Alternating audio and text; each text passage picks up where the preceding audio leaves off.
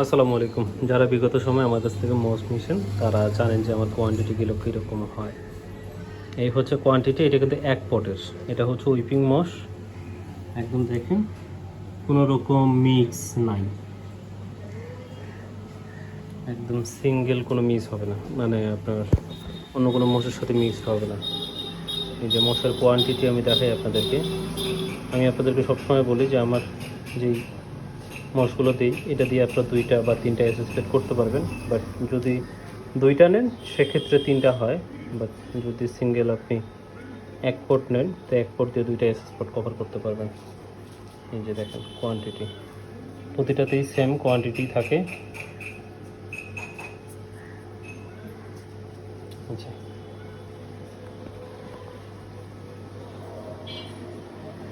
তো আশা করি যারা আমার থেকে নিয়েছেন তারা তো আলহামদুলিল্লাহ ভালোভাবেই জানেন।